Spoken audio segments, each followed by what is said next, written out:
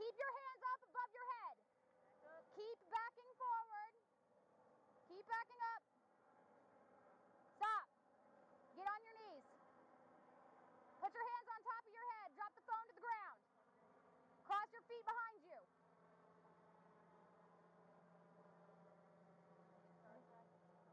Okay, ready? Move forward. Move forward. I'm going to step up with her. Yep. Do not move.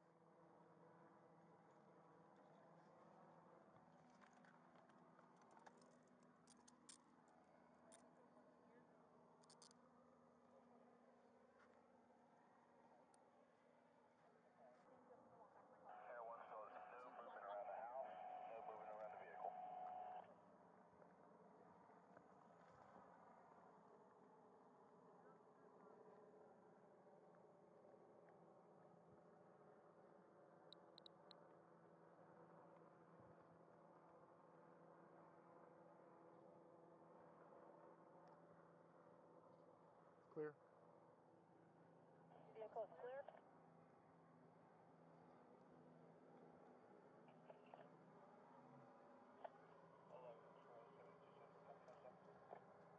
Muzzy, any extra 14? What we got coming in this house?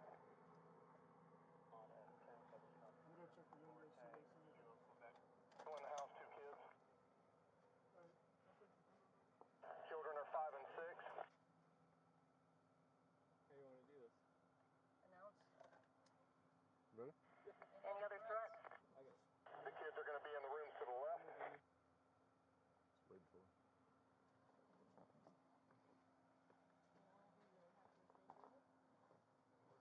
To his knowledge, no other firearms in the house. Ready? Yep. There's blood right here. Okay. And a body right there. Yeah. Okay. Sheriff's office! Sheriff's office! Sheriff's office! If there's anyone in there, make yourself known! Do not step on the blood. Eyes on one patient. Ready? Yep.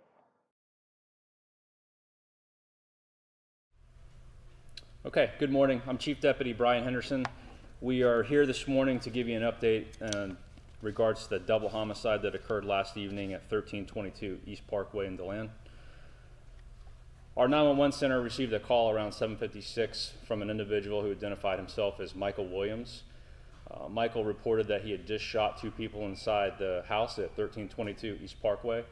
That prompted a response from our deputies. We arrived on scene and we contacted Michael in the driveway of the residence. This is Michael. He's 47 years old. He has a criminal history of worthless checks, domestic violence, battery on a law enforcement officer, and child abuse. Michael indicated to us that he had shot 2 people in the house. Our deputies subsequently went into the residence and located 2 deceased individuals, one of which is Marsha Williams, 48 years old, and her son Robert Adams, 28 years old.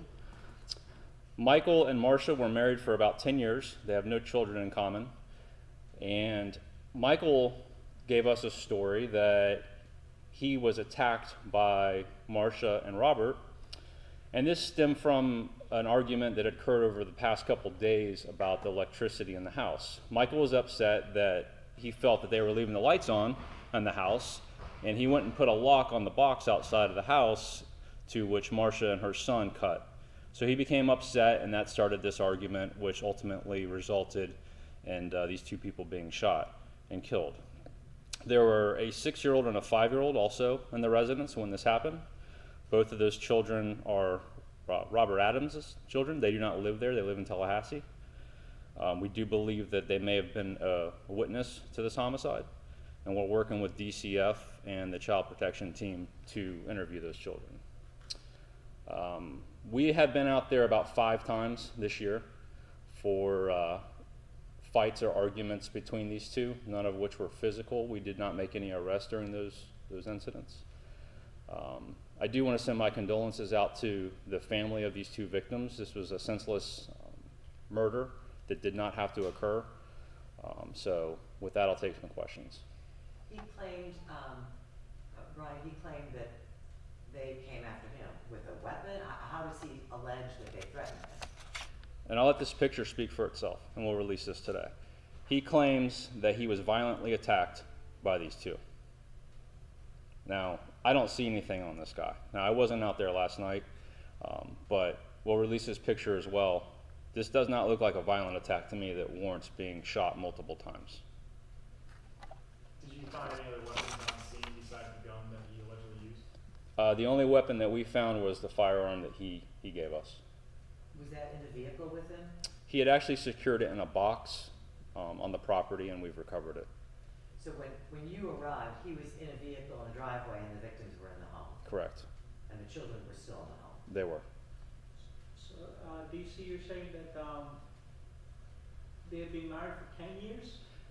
Yeah, they'd been married for 10 years. They were divorced in June, and as part of that divorce agreement, he was allowed to remain in the house.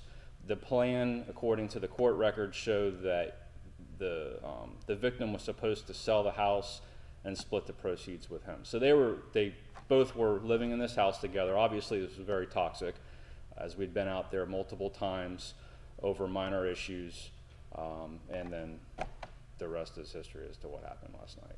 You know, this is senseless. You know, this is absolutely senseless. This was an argument over electricity, which he became enraged and committed this kind of violence. Year to date, we've had 700 domestic violence arrests in our county, just to speak to the volume of domestic violence and the seriousness of what occurs around that. Were there multiple shots fired?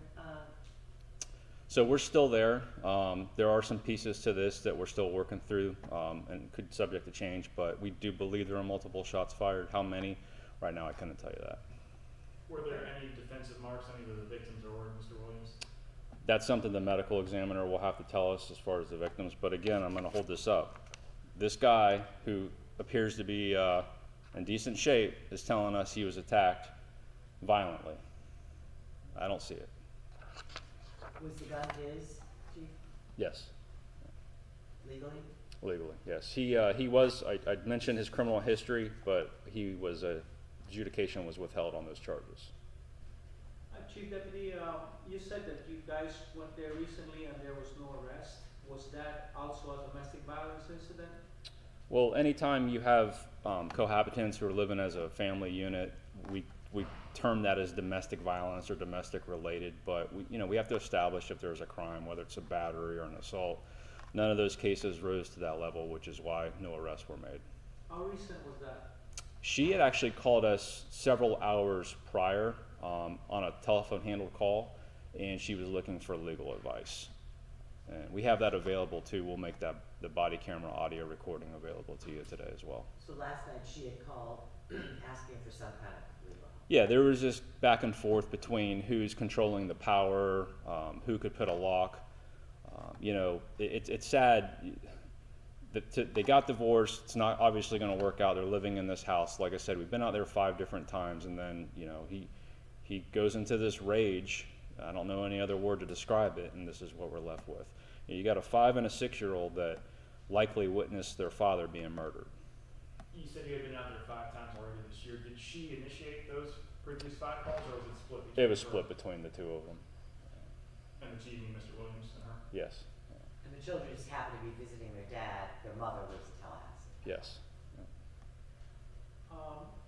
The young man, Adams, the victim, was that Williams' son too? Or?